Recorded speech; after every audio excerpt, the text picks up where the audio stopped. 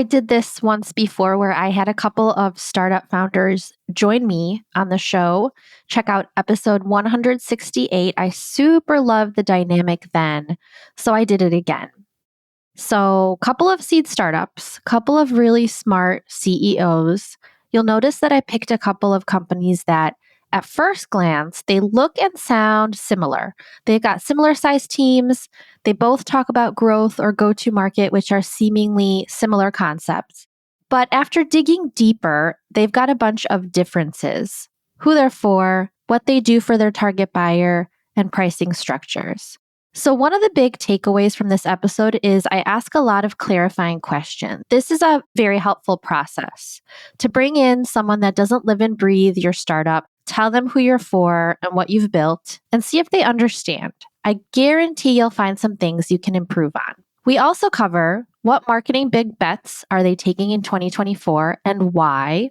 On the pricing side, why did they decide to go freemium or self-serve right from the start? And why aren't prospects inspired to take action? How do you get people to care about what you're building? This is Modern Startup Marketing. I am your host, Anna Furmanov, and we are in season 4, where I'm asking a lot of why questions to help bring more clarity to the messy world of early stage startup marketing.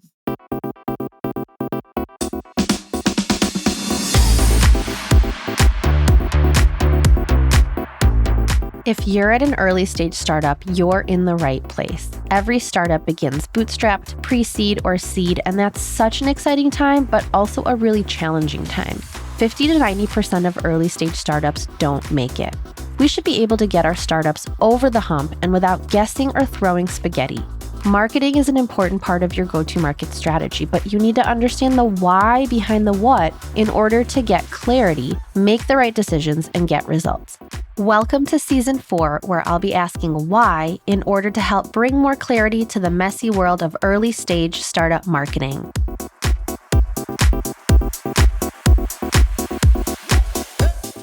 I really enjoy these types of episodes where I invite on founders, co-founders, but not just one, a couple. Who knows? Maybe I'll have several at some point, but I think that there's a nice dynamic that happens when I have a couple of folks from a couple of different startups instead of just one. So thank you for joining me. I've got Merci Grace. She's the CEO at Panobi. Merci, you served as a head of growth at Slack. So welcome to the show. And Derek Osgood, you're the founder and CEO at Ignition. You're also the first director of product marketing at Rippling, which I believe is a Series E startup right now, if I'm not mistaken. Is that right? Yep. Okay, cool. Well, wonderful. And you guys are both building companies that we'll get into this. I want to understand sort of like where the similarities are, where the differences. There's some things going on. I mean, clearly you're both founded 2021, both seed funding. Let's start with Panobi. Quick description. So the platform for growth, metrics, experiments, and reports in one place. So that's Panobi. And then let's just quickly hit on Ignition. 2021 founded, seed funded. Description is the go-to market ops platform, AI-powered research, road mapping, and go-to-market enablement. And you had I had this on my Google Doc and you had crossed everything out and you're like, no, wrong, and changed it to this. Is this because you guys are updating your positioning? Not updating positioning. I mean, we're constantly updating, positioning, and there's a couple of different ways that we, describe ourselves. There's so much scope to what we do. So, I think I just pulled the latest from our most recent messaging docs to swap it in there. Yeah, because I'm taking it straight from the website. So whatever I put in here is coming direct from the website. But sometimes, It's funny. I think you actually caught like a 10-minute window where it was that actually, because we updated the website and then I think you saw that, and then we actually swapped it to a different header. That's right after you. That you sounds so typical of early stage startups. Like things are changing, and I just caught you in that 10-minute window where you didn't change it yet. That's hilarious. Okay. Wonderful. So now I kind of explained where you guys are at and a quick description, and we'll get into some of the details here. But let me first start with Can you help me understand more about the problem that you're solving and who you're solving it for? Because what I want to get to is sort of like the difference between the two products. You guys are living and breathing your companies, and I'm on the outside kind of, quickly glancing at the website and reading up on what you do. The platform for growth and also the go-to market ops platform, like growth and go-to market, there's a lot of similarities there, right? So help me understand the problem you're solving and for who. How about we'll start with Merci? You want to go first?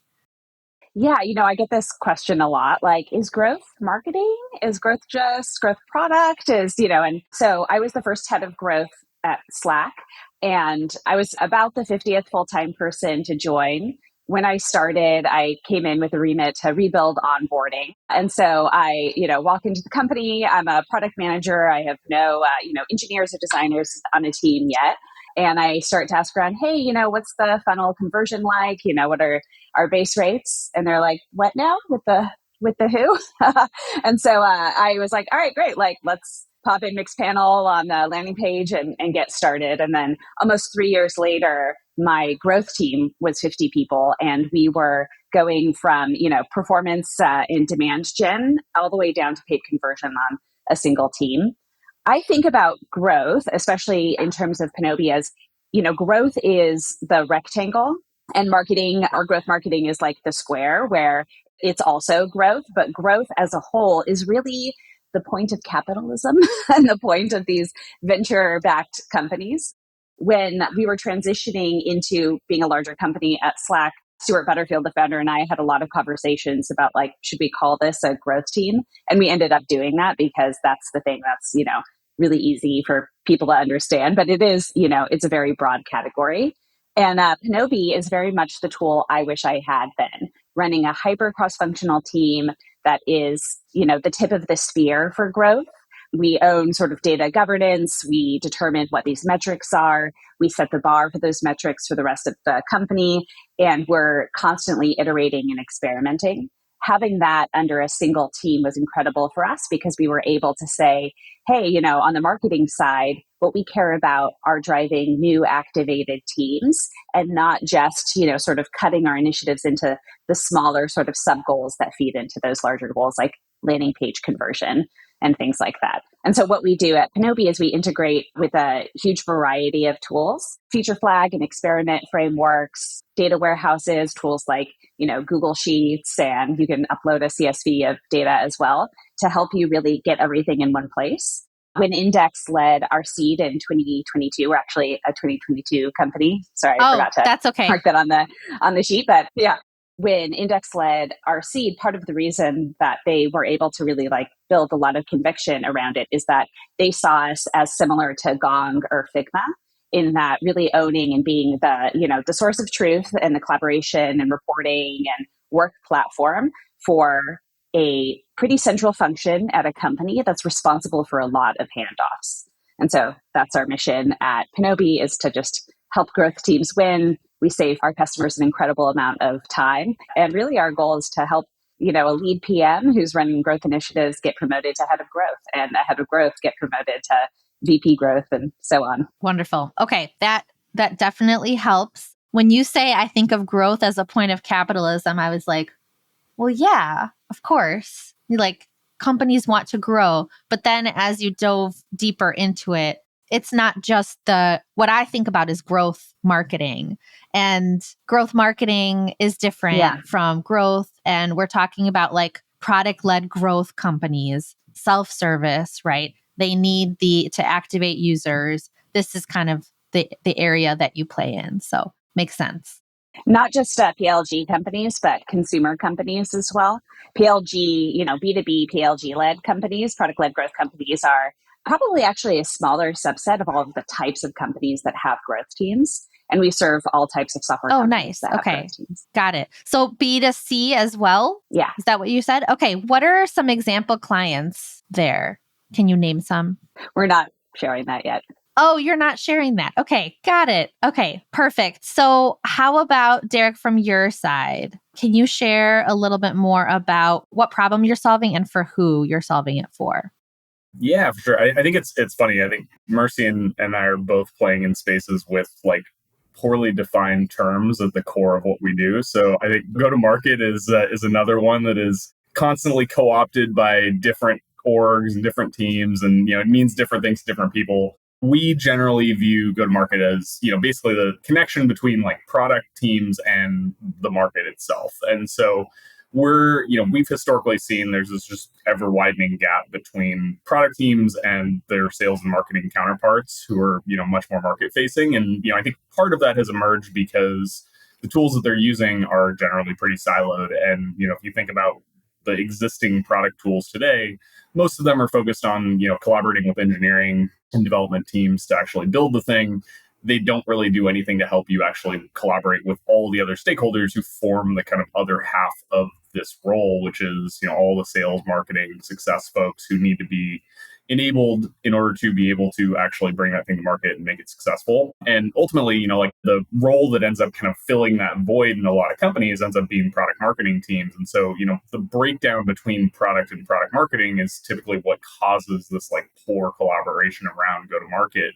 So what we're doing is we're basically, making it much easier for product and product marketing teams to work together to bring new things to market. So, we kind of like the new headline that we've got on the website that you missed by 10 minutes is like, build what sells and sell what you built. So ultimately what we're doing is, we're giving product teams the tools to ingest a bunch of research. So we have a bunch of different voice of customer analysis tools, competitive analysis tools, where we're pulling in data from both your systems as well as external sources. We're giving you kind of visibility into what customers want, surfacing that onto a prioritizable roadmap that can be actually prioritized around revenue as opposed to just like gut feel and value and effort based on the way that product teams often do this today. And then we're creating really, really simple handoffs into a go to market planning motion. So then we have a full suite of planning tools for the product marketing teams or whoever's actually driving go to market to research, build, and communicate all of their go to market plans internally. So, that includes, setting OKRs, documenting all your briefing, creating all your briefing documentation, from that briefing documentation, actually generating all the core marketing collateral that feeds your campaigns, and then, eventually pushing that outwards to all the different teams internally. So I think there's a lot of like similarities actually between us and Pinobi in the sense that we're both kind of like building sources of truth for teams that are like ultra cross functional at their core. But I think we're solving for a slightly different part of the problem, and less the kind of ongoing experimentation that companies are doing and more the process for introducing like net new things into market. I love that. Thank you. Do you compete with Product Board? I mean, we didn't before. We recently started. I wouldn't categorize us like a direct competitor with them. Like we do all of our same road mapping stuff, but the meat of our product is like more on kind of the go to market tooling that we've built. But very much there's like a lot of overlap between us and kind of like the tools like Product Board. And ultimately, like our view is that those tools are only solving for half of the PM problem. So because these terms are so confusing, like growth, what are you talking about when you like growth is everything? All companies want to grow, and go to market. What does that mean and for who? The whole company should care about go to market, but oftentimes it's being used as, only in the marketing departments. So do you guys have you thought about creating categories, creating new terms to get away from the confusion? Yeah, I mean, I think like the goal of many, early stage companies is to eventually create a category and lead that category or be part of a nascent category that you then become the leader in. But typically the best categories are things really that your customers end up defining for you. So they'll, in that incredible process that, we're both deep in right now of finding product market fit and growing and expanding our businesses, you end up honestly getting a bunch of your best taglines and a lot of your best positioning from your customers because you're saying, hey, we're narrowly focused on this problem, doing XYZ. And then they're coming to it with their perspective on the world and their lens on their business. And our best quotes and our sort of like best taglines that we've been playing with have been actually just from the customers directly. yeah, and I think on our end, I mean, we have changed our category name probably 15 different times over the course of the company's life already. And part of that is like what we're building. I experienced this at Rippling as well. It's like when you build a big bundled product the way that we are, where it's, kind of a platform that spans multiple different categories, you're almost kind of forced to create a category because it doesn't neatly fit into those buckets. Like, I mean, Mercy was just asking, like, do we compete with product board? And I'm like, yes, we do, but we do more than just compete with product board. And so, I think we have, since day one, when we've shown customers what we're building, like they have started bucketing us into kind of a created category. The labeling of that and naming of categories is always really hard if you are actually trying to define that category. And so, I think we're still playing around with naming. Right, today the naming is a go-to-market ops platform, but I think, creating a category is a very long journey, and it's something, like Mercy said, I think it's best defined by your customers. And so, kind of let that evolve over time, and you just kind of keep trying to make sure that you are seen as a new thing as opposed to falling too deeply into an existing category along the way. Yeah. The thing that really hits home for me, where like I truly understand more about what you guys are building, is actually where you said that Mercy, you had said like, oh, we got investment because the investors see that we're similar to Gong, we're similar to Figma, the source of truth, right? The central function at the company. So, and Derek, you had mentioned that like you're both building sources of truth for teams that are really cross-functional. So that really made me understand a lot better. But it's not like you can really necessarily communicate that, for example, on your homepage, like top header banner. But that's the aha for me. Like what your vision is, where you're going. Yeah.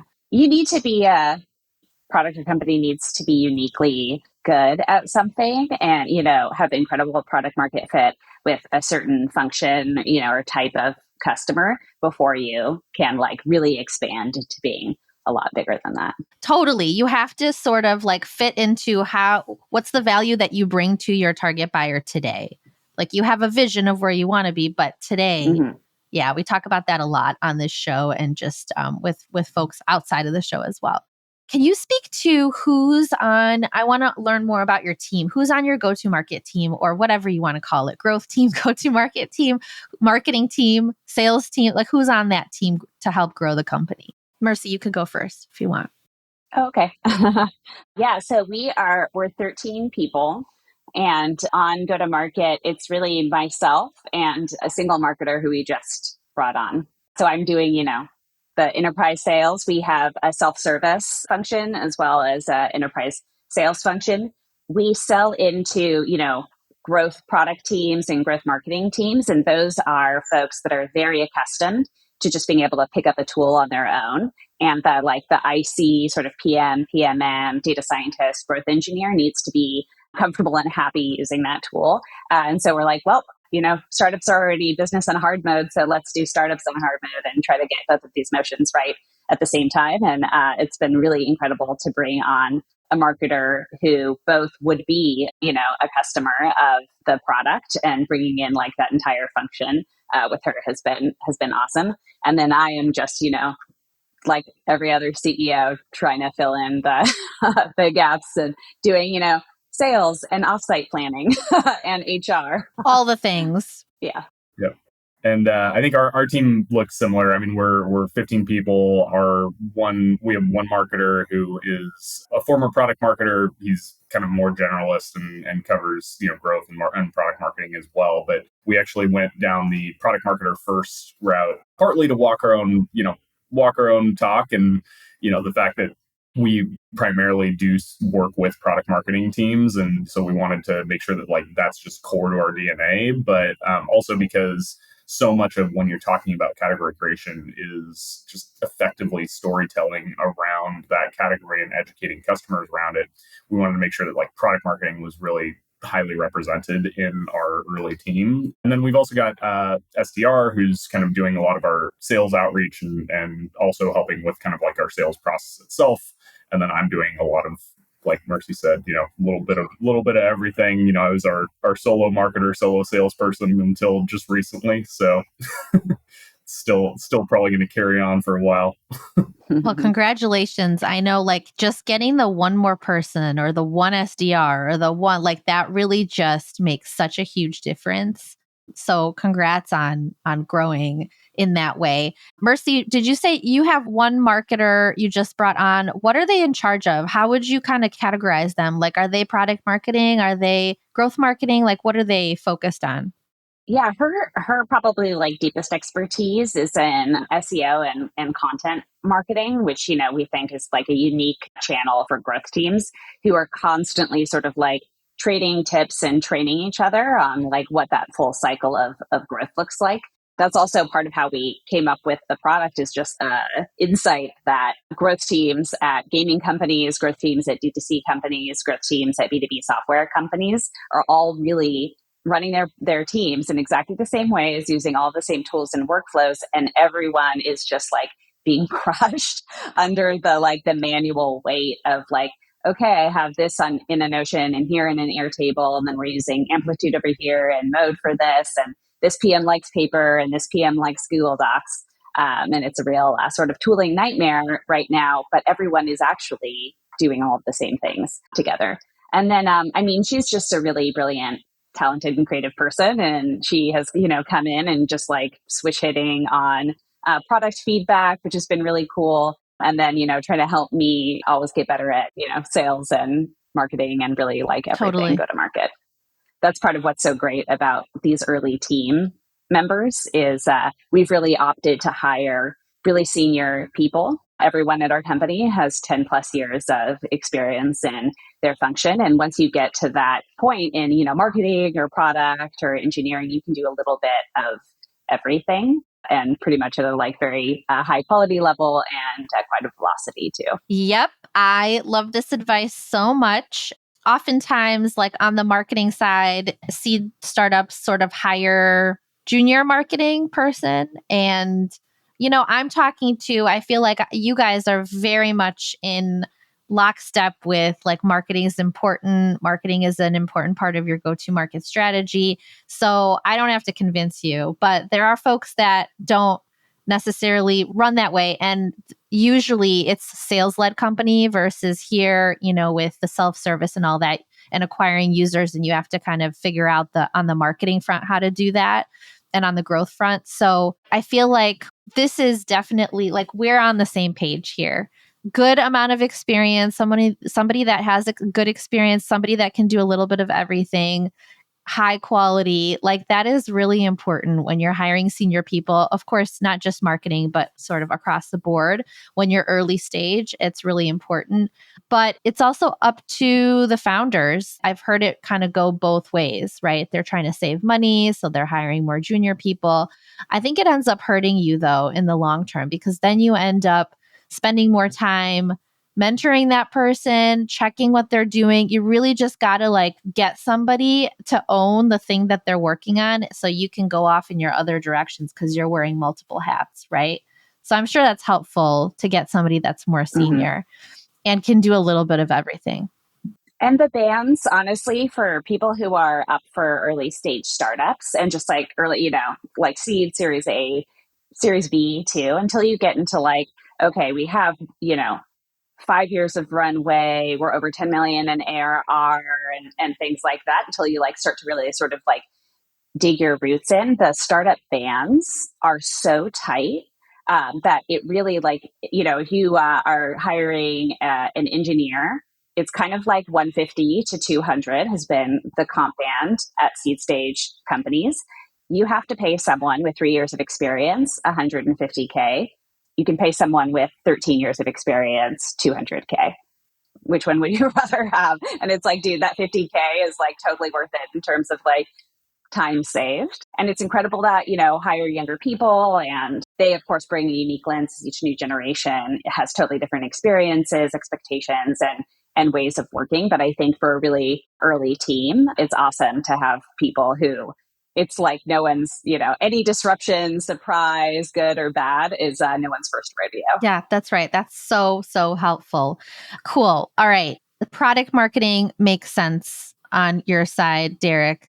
The one thing I I don't know if you guys have seen from Market One or have heard of Market One, but there's a newsletter that the co-founders run, and they have a really nice article about who to hire as your first marketing leader in an early stage startup. And the recommendation, which I super agree with, is you kind of want somebody that's really good at, like, there's three main areas for a marketer. And you can't be amazing at all three. Usually, if you find that rock star, good for you. But if you can find somebody that's really good at like a couple of those three things. So the three things are growth marketing, product marketing, content marketing. And when I say growth marketing, that's like the paid ads type of person, right? That knows that track. And also tying in on the analytics side, how are our efforts impacting growth?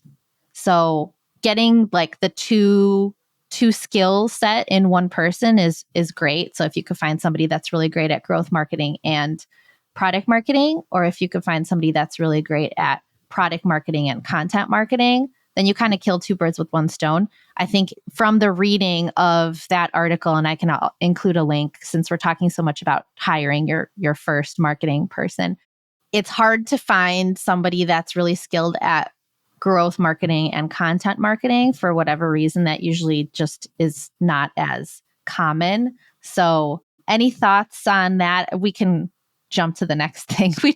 We've been talking a lot about hiring, but I think it's really important. The fact that like you hire senior people, you don't think about it in that way. Not everybody thinks about hiring senior people when you're early stage, because you want to kind of like find somebody, and sales is different, right? You're going to hire the SDR. The SDR just needs to know how to do the reps and sets, get on the phone, send out the emails, follow the structure that you've already built out, like when you're doing founder-led sales. But it's different on the marketing side. So Yeah, I think you end up with like one of the things that I've always found when hiring early marketers is I tend to bias towards finding people who have worked in bigger, like I 100% agree with hiring more senior people, because the quality bar is critical, and it's really hard to find that if you don't hire more senior folks.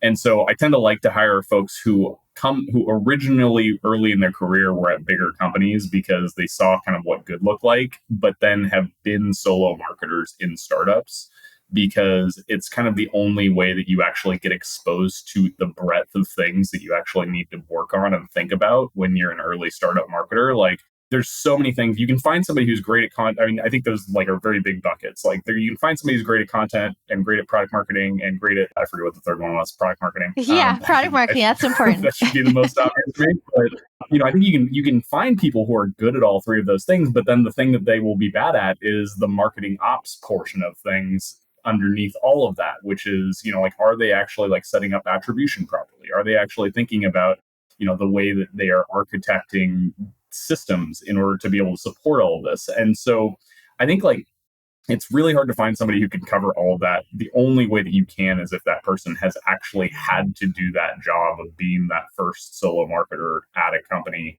or they've just been like very close to the iron on that, shortly thereafter. And so I generally bias towards hiring product marketers early, because I think a lot of the problems that like seed stage companies face when you're trying to find product market fit, especially if you don't have a marketer as a founder, which like most companies don't. I think like Merci and I are probably in the minority here as folks who come from, marketing backgrounds and marketing growth backgrounds here. But I think like when you're talking about technical founders who, generally are not as good at messaging, positioning, understanding audiences, segmentation, like that kind of stuff, you just need somebody who understands it. And product marketing is where you're mostly going to find that skill set. So I tend to like bias for, and they can also, they're also pretty like jack of all tradesy, and they can kind of cover a lot of those different areas. And if they don't understand a channel, they can figure it out pretty fast.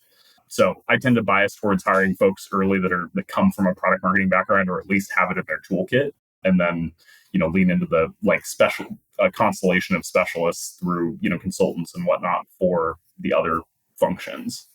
I also think what Derek was saying about someone who has been at a company that has really been performant, they know what good looks like, but then, and I think so critically, is like after that they were hungry for like the pain of being that only marketer on a team. That's huge, because that mindset is like, you looked at Google and you're like, all right, I can climb the ranks at Google. And that's a totally different skill set versus the sometimes terrifying, autonomy and responsibility that you have at startups. And it's like, you need someone who has that mindset, who would rather say, okay, I'm going to learn how to do, these 5 things over the next 6 months. And that's what's really important to me, is like that velocity of learning, personal growth, and like risk taking. It's definitely a failure mode for startups to, really pursue and try to pull someone, spend a lot of time and energy trying to pull someone out of and convince them to do a startup. It's like, I don't know, like there's so many, existential risks to early stage companies. Don't spend your time, trying to get some like chief whatever. Don't do it. Don't try to convince someone, because, you might end up with someone that didn't really want to be there in the first place. Because you said the right thing. I mean, it's tough. It's hard. I'm sure that the person listening agrees with this. It's all about hiring somebody that that's okay with learning quickly, taking risks. You're also taking a risk on that person. Like, it is hard to hire the first marketing leader, right? From your perspective, like, is there anything that you could do to ensure that you're hiring the right person that will succeed? Is it just looking back and seeing that they have product marketing background, or they did this solo marketing role before, they have a bunch of years of experience? Like, that's enough, you think? Or is there anything else that you look for? I mean, nothing is 100%, like there's nothing that either of us could tell anyone to be like, surefire, Right. like that, this will happen. Because also there's all kinds of things that happen Right. like to your company or to individual people, that suddenly, something happens in their life and like they can't do a startup anymore. It's just like there's all kinds of things. I think the key to building a great team is making sure that they're a really good fit for your size, for your stage, for the tools that you even have like the ability to use, and sort of like the infrastructure set up to be great with. They have the right mindset. And then, people don't like to talk about this, but as a leader, you need to be willing to fire people. And that's like kind of the thing that I, have told many people that I've worked with, including like the folks at my company, is like, don't worry. Like, if someone comes in and they're just not a fit or they're not performing, I will fire them quickly. That is my promise to you, because we have a team of entirely high performers, and there's nothing that bums out a high performer more than trying to like drag someone behind them. So Panobi's hiring. No, I'm just kidding. That was a joke. I mean, I want to Yeah. repel people who are Right. afraid of Right. getting fired. I do. Like, if you're afraid of failure, you are not a good fit for an early stage startup. And so we should get that out of the way. Absolutely. All right. We've definitely talked a lot about this topic of hiring. And so let's move on to some why questions. So in season 4, I really like to dig into some why questions, because I think a lot of stuff focuses on the what. And yes, I bring what questions, like what's your team size? What kind of marketing plays are you running? Stuff like that. But I really want to talk about some why questions, because I don't think that people are always sure why they're doing the things that they're doing. You said it yourself, like, Merci, that people are using across all different types of company types. They're using similar approaches to managing their work, right? And it isn't a very good fit in a lot of those cases. So when you ask why questions, I think that it really does help you understand and get that clarity to make the right decisions and to actually get the results that you're looking for. So I developed this approach. It's called marketing as a system. It's not a new category. It's mass, because it rhymes with SaaS. So I kind of liked it in that way. And it's a systematic approach that I built, and I work with early stage startups, and founders tell me that the value that they get is that I give them this process and help them understand the why behind it, not just like the what, the tactics. So let's go into some why questions. Let's start like kind of narrower. From your pricing, I noticed that you guys both have free trial or the ability to use the product for free. Some companies tack on freemium later on. Like, they start out with the enterprise, right? And now they're trying to bring in, okay, well, maybe you can just have a little snack of our product and we'll let you try it for free or let you try it for cheap. But you started from this free trial, and we'll talk about Panobi, you're a little bit different, but kind of the freemium from the start, because of course it's self-service, right? So let's talk about Panobi first, because Panobi, Merci, you've got the reverse free trial model. And I want to talk about that a little bit. What does reverse free trial model mean? Can you help the listener understand that? Yeah, a reverse free trial is when you start off your new users in your paid plan. And then after a time trial period, you downgrade them to the free plan. So it's not the slow building of, trust and acclimation until you hit a usage limit and then convert to paid. The idea is that you get some exposure, you get used to using and form a habit around the paid features. And then hopefully at the time that you downgrade, the idea is that for customers who are sort of like in the likely to convert bucket, that they would be past those limits and therefore feel like, oh, dang, I have these things taken away from me, or I lost access to XYZ. I will go ahead and pay for this. We ended up doing this because it is, before Yeah. you ask me why we did it, we did this because data is a significant part of our product. And it takes a little like time and energy to set up, metrics and to connect with your otherwise like expensive tool sets, like a Snowflake or something like that. And so we wanted folks to feel, comfortable and really like get a lot of usage right away without us having to like really sort of like nickel and dime them around the usage of those like data tools. That's really, our thinking there. And growth leaders like Elena Verna, who, if you don't follow on LinkedIn, you should. She's brilliant and also hilarious after like two incredible characteristics in one person. And she has posted many times that they have higher conversion rates. Okay. Awesome. Thank you for sharing that. So that makes a lot of sense. Somebody that's paying and then you take the features away and they're like, but I love it. And then they're going to continue paying for it. What about Derek, for you guys? We talked about how pricing isn't really available because it is like per person per month, but there's some variables, so it becomes custom, but you do offer a free plan if somebody wants. Yeah. Yeah, we have a freemium model. So, I mean, folks can come in and use pretty much all of the product.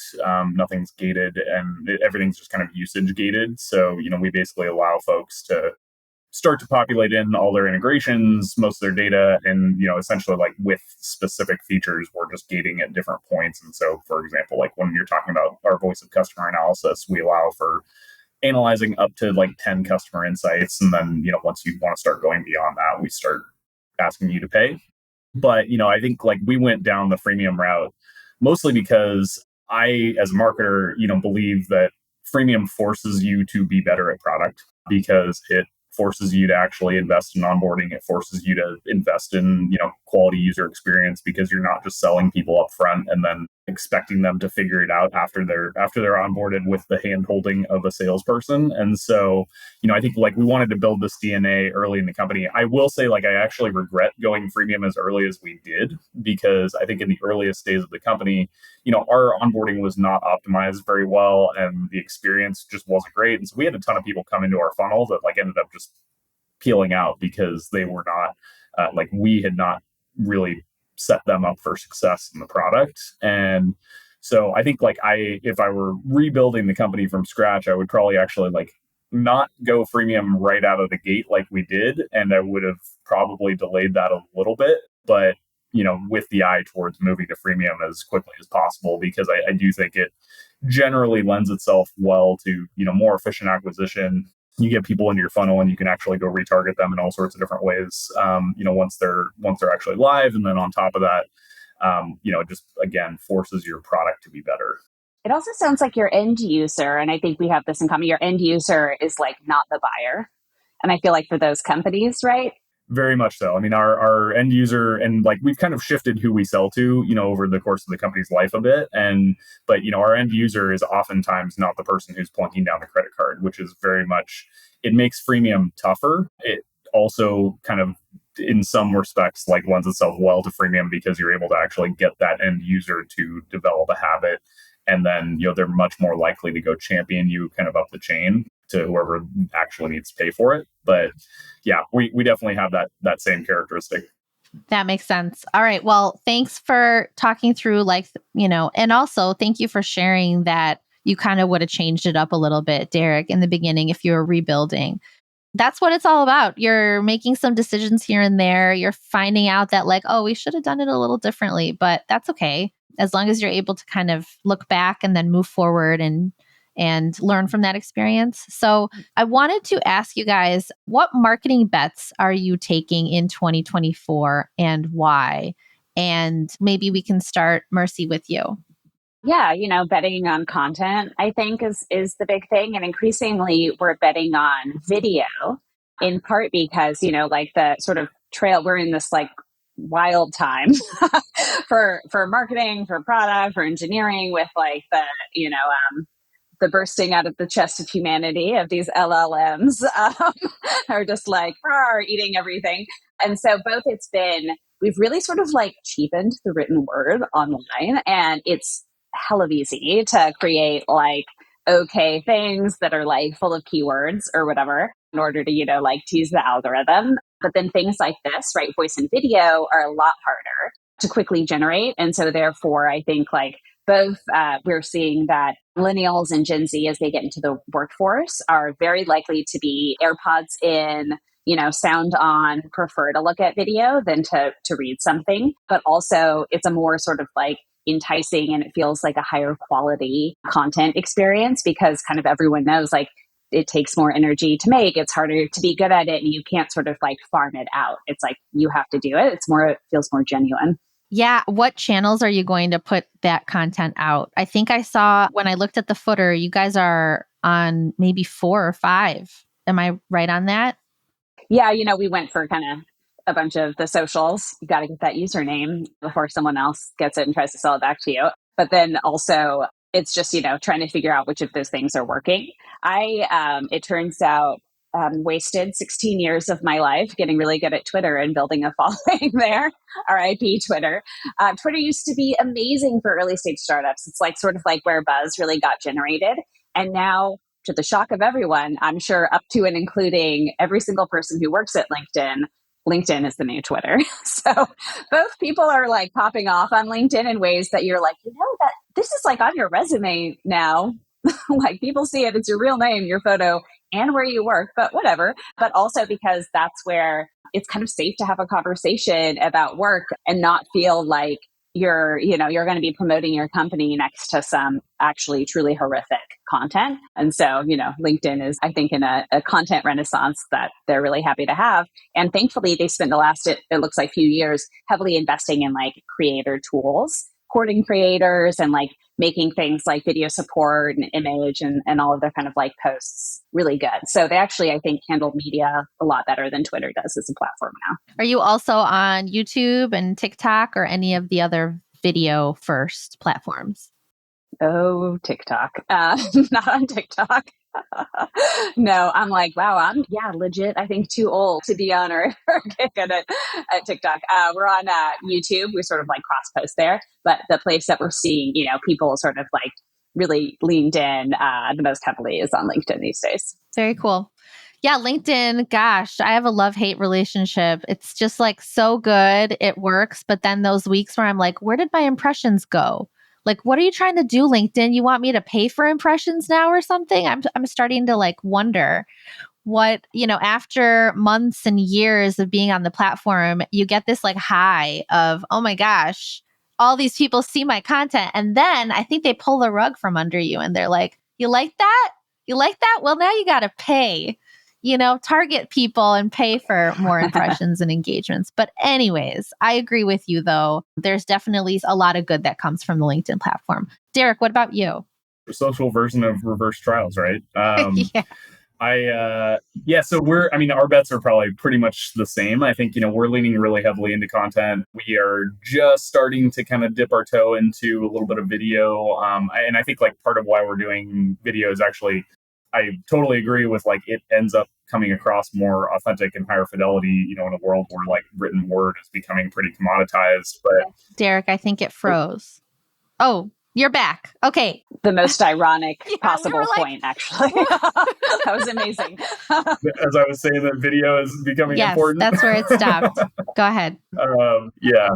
So I think, like I totally agree with all of what Mercy said about around, video becoming more important in a world where kind of written word is more and more commoditized. But it's also like in our case, it feels like it's an easier, more scalable content production path. Like despite the fact that video is hard to do, there are a couple of platforms out there where you can do, something like this, where you bring on a couple of folks and, chat with experts, and then that quickly just gets chopped up into a bunch of different assets that you can use across a variety of different channels. And so, it just ends up being a pretty quick and dirty way to be able to create a pretty meaningful amount of content, which is like obviously the biggest challenge for startups that are at, our stage is, you have limited time and resources to actually go generate things. So we're leaning really heavily into the same kind of stuff. I think, channel wise, LinkedIn is our bread and butter as well. I'm pretty heavy on there. And then, we're starting to scale up, publishing all our content there. We haven't really dipped our toe into, places like YouTube or TikTok. It's on our roadmap to eventually start dabbling there a little bit. But, we just want to make sure that we're doing one channel really, really well first and, get that engine humming and move out to the other ones. Derek, good for you. It's really hard for early stage startups to just like focus and prioritize and get really good and do their best with content marketing. But I love that your thoughts are going in that direction. So content, video, I'm hearing that. By the way, I just want to say today, it's not hard to make video. My kids make video. If my 7-year-old can make a video, and I don't give them access to YouTube or anything, right? Because like, why would I? But if I showed them how to do it once, he would be able to do it. So it's not hard to create video today. I want to kind of like call that out because it's hard for bots. And it's hard for like content farms that have gotten really good at like writing hella blog posts. Yes. It's hard for them to make video. But for real human beings who know what they're talking it's about, not hard. It's not hard to make video, but in part because of all of these incredible tools that are out here now. That's right. That's right. Yeah. I was using TikTok, not because I was on TikTok, but just because of their video, the ability to create the 3-minute video snippet just with my phone talking into it. It's about what you're saying. But it's really easy to record video. And with Riverside now, the AI creates magic clips for me. I click a button. I don't have to do anything. I just have to go in there and make sure that I know what the content should be about, right? That will resonate with my target audience. But that's the human behind the tool. And that's the thing that took, you've trained your LLM for like, 15, 20 years doing that. So don't discount sort of like the reps that you've put in. That makes like video good and easy for you. That's right. Yep. All right. So before I ask you what question you have for me, I want to ask you one more thing. What's been the hardest thing about marketing for you? And why do you think it's been hard? Just love this question. Mercy, you can go first. Oh, let's do Derek first this time. Let's do Derek. Yeah. Yeah, thanks. I can go first. Yeah. I've just been following the format, but I think the hardest thing for with our product, like with any platform, the most challenging thing ends up being, positioning and being able to get at, kind of a sound biteable version of what we do that is, really, really tight when, there's a lot that we do. And, like I could take any subset of our product and create a really, really tight, well-positioned version of what we do. But, when you talk about like covering multiple different categories, it's just a messy message. And so I think, positioning messaging has consistently, despite the fact that like I'm a former product marketer, my background is like, I consider myself to be really good at that.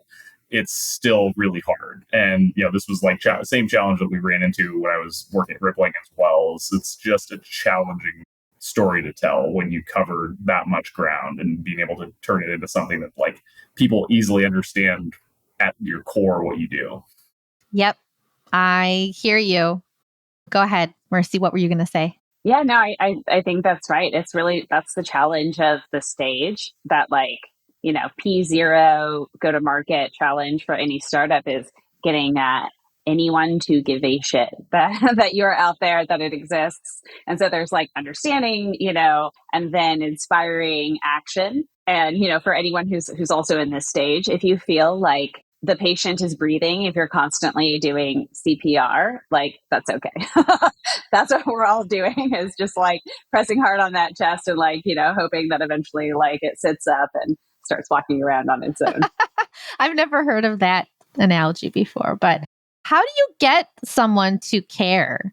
I don't like to swear on my show, but because like sometimes people put on the show and there are kids in the background. And I'm like, but it's okay that you did it. It's fine. How do you get someone to care? Like just thinking about, is it the positioning is on point? Like what needs to happen? And I know this is the part where you're supposed to ask me the question, but how do you do that? I think that's like the ultimate question. How do you get people to care about you and what you're building? Showing them that you care, that you know what it is, you know what their life is like. And this is where, Derek and I have an incredible advantage, is that we did this job that our end users have. That's how we knew, what to build. That's how we knew that there was an opportunity here. But that's also means that when we speak to our champions, our end users, and our buyers, we speak to them sort of like not, face to face across the table, but sitting next to them and understanding like, oh my gosh, yes, like it is so hard to like work with XYZ and get this thing right. It's hard to tell the story up. I went from, being head of growth, and I had been a venture-backed founder very early in my career as well. And then I was a venture capital investor at the firm Lightspeed, and now I'm a CEO. And so I have lived the life of the board member, the CEO, the head of growth, the ICPM, who's just sort of like getting started. And I remember, what it's like. And so the same way in which, you might get asked sometimes, like, how do you get engineers to like respect you? The only appropriate answer is to treat them with respect. People give and get. Like we're a very reciprocal social species. And I think that's kind of what it is. And it's easy, I think, to create content that's not really respectful. That's like, oh, you're trying to sell me, right? So a lot of it is also about how you show up, where you feel like the emotion is there. The videos that you're creating have that emotion where, yeah, I feel like they are sitting next to me and they are respecting me. And so it's less about the logic, I think, too, to get people to care about what you're building for them. It's about the emotion of like, they like talking to a therapist or something. They get me. They're listening to me. They get me. They're sitting next to me. And so I think that's sometimes hard to find, especially with B2B marketing. So yeah, I always joke, like, I feel like all of our sales calls feel like therapy sessions. Yeah. And it's, I think that ends up resonating, like, many of the sales calls that we've had, because, I've been in this job and I'm able to like empathize really deeply and like speak directly to the problems that these people have, like, even if it's not a fit at that point, because the product, like, look back a year and a half ago, like our product sucked and there was a lot of things missing, and there were a lot of things that just could not truly solve the problem for people. But because I was able to speak so directly to their real pain points, those people hung around and they kept paying attention to us for years. And then they come back around when when the product actually is at a point where it can solve those problems for them. And so I think like being empathetic to their problems and really understanding who you're speaking to is the core. I think the other big thing to make people give a shit is just being willing to take risks in terms of the punchiness of your messaging. I mean, that so many startups are so watered down, and their messaging just looks like every other company out there, and there's just no way that they're ever going to stand out and anybody's going to give them the time of day, because they're just clearly not confident enough in what they're doing to be able to actually stand on their own 2 feet about it. Yeah. Shout from rooftops in an interesting way. Totally. This is the part where usually I ask, what question do you have for me? But we have 1 minute left, so I don't want to take up too much time. But I do want to ask you, why don't I do this? Ask me your question, and then I will do a follow-up quick bonus episode answering that question. So what's your question? Go. What are you seeing work these days for all of your clients that you're working with in marketing? What am I seeing that's working well with my clients with marketing? That's the question, right? Yeah. Okay, awesome. And Merci, what about you? Yeah. I have a semi follow-up. which channel, like method, et cetera, do you think people are under investing in now or overlooking that they shouldn't be? Awesome. Okay, I made a note. I'll do a bonus episode and answer these questions and let you know when I do. And you guys, thank you so much. This was like the second time I did this. I think that it's really nice to have both of you. Again, the dynamic with like two founders get on the show and talk to me about what you're building and how it's going. This has been great. So if anybody wants to find Merci, you can go on LinkedIn because she likes LinkedIn more than Twitter. It's just Merci, which is awesome. MERCI.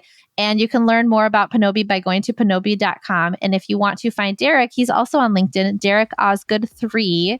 You're not the first Derek Osgood, apparently. And you can learn more about Ignition by going to haveignition.com. Thank you so much, guys. Thank you. Thank you. All right. Thanks for listening to this weekly episode of Modern Startup Marketing. New episodes are dropping weekly, so make sure you're following wherever you get your podcasts. You can find me on LinkedIn, search for Anna Furmanov, visit my website to learn more about how I help early stage startups, go to furmanovmarketing.com, and don't forget to leave a review if you're loving the show.